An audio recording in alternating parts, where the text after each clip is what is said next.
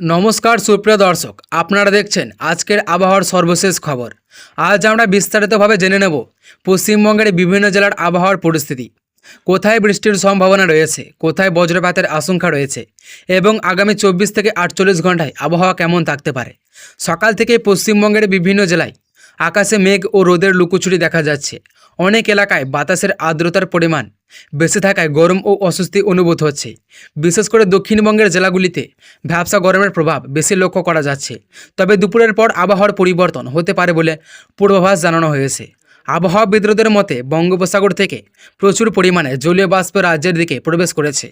এর ফলে দুপুর থেকে সন্ধ্যার মধ্যে দক্ষিণবঙ্গের বেশ কয়েকটি জেলায় বজ্রবিদ্যুৎ সহ বৃষ্টির সম্ভাবনা তৈরি হয়েছে।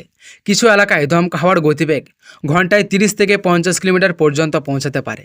মুর্শিদাবাদ, নদিয়া, বীরভূম, পূর্ব বর্ধমান, পশ্চিম বর্ধমান, হুগলি, হাওড়া, উত্তর ও দক্ষিণ 24 পরগনা জেলার কিছু অংশে হালকা থেকে মাঝারি বৃষ্টিপাত হতে পারে।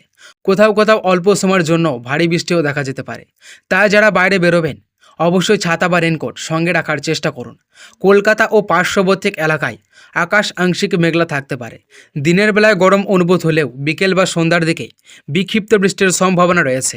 তাপমাত্রা 32 থেকে 35 ডিগ্রি সেলসিয়াসের মধ্যে থাকতে পারে এবং বাতাসের আর্দ্রতার পরিমাণ বেশি থাকায় প্রাকৃতিক অনুভূত তাপমাত্রা আরও বেশি হতে পারে। এবার আসি উত্তরবঙ্গের আবহাওয়ার খবরে।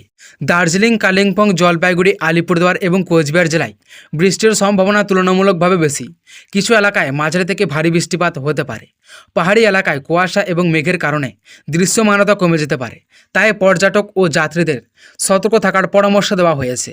বজ্রপাতের সময় খোলা মাঠ, বড় গাছের নিচে অথবা বৈদ্যুতিক খুঁটির কাছে আশ্রয় না নেওয়ার অনুরোধ জানানো হয়েছে। প্রয়োজনে নিরাপদ পাকা বাড়ি বা ঘরের ভিতরে অবস্থান করুন। বজ্রপাতের সময় মোবাইল চার্জে লাগিয়ে ব্যবহার না করাই ভালো।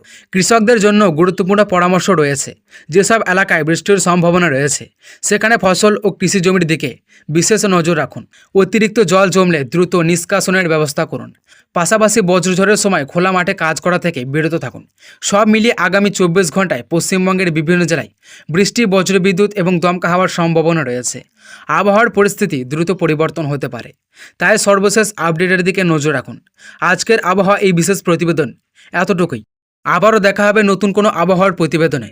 ততক্ষণ পর্যন্ত সবাই ভালো থাকুন, সুস্থ থাকুন এবং নিরাপদে থাকুন। ধন্যবাদ।